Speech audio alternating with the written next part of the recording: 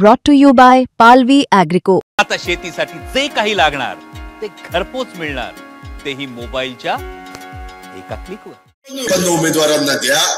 हे सगळे स्वार्थी आहेत. त्यांनी मला जाता जाता सांगतो की मला सांगितलं की सगळे एबी फॉर्म माझ्याकडे द्या, मग मी उभा करणार. अरे तू काय एकटा मालक झाला का?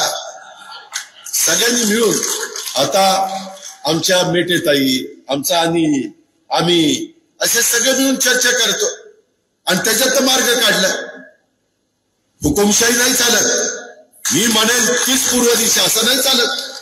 काही माझ्या मुस्लिम बांधवांचे काही प्रश्न असतील, त्यांचे काही म्हणणं ऐकावं लागेल, व्यापाऱ्यांचं काही म्हणणं ऐकावं लागेल, ओबीसीचं म्हणणं ऐकावं लागेल, माझ्या मागासवर्गीयांचं म्हणणं ऐकावं लागेल, माझ्या लाडक्या बहिणीचं ऐकावं लागेल. तर समाजाला सर्वांना आपण न्याय देऊ शकतो.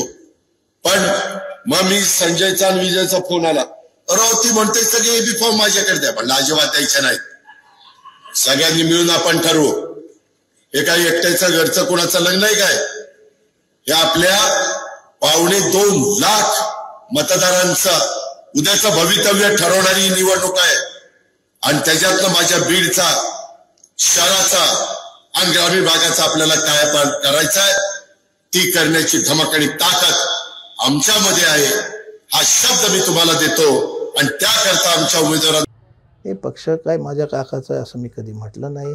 आणि एबी फॉर्मचा हट्ट मी धरला वगैरे हे साफ चुकीचं आहे. हे जे खालची टोळी जमा झालेली आहे जिल्ह्यात, त्यांची कार्यकारिणीची काहीतरी मिसफीड हे दादाला त्यांनी केलं आहे. मी दादांना स्वतः बोलण्याचा या बाबतीत प्रयत्न केला होता. त्यांच्या व्यस्त शेड्यूलमध्ये माझं काही सविस्तर बोलणं झालं नाही किंवा त्यांनीसुद्धा तशी विचारणा मला काही केली नाही. आता त्यांना प्रीफीड आधी कोणी केला असेल आणि त्यातून आधीच तुम्ही काही डिसिजन घेऊन ठेवले असतील तर मी त्याच्यात काय करू शकत नाही. पक्ष हा माझा नाही, त्यांच्याच काकांचा आहे आणि तो ते व्यवस्थित सांभाळावा त्यांनी. आणि खालच्या लोकांचं काय जे म्हणणं येतं आहे त्याची शहानिशा करावी, म्हणजे त्यांना सत्य परिस्थिती काय ती कळून येईल.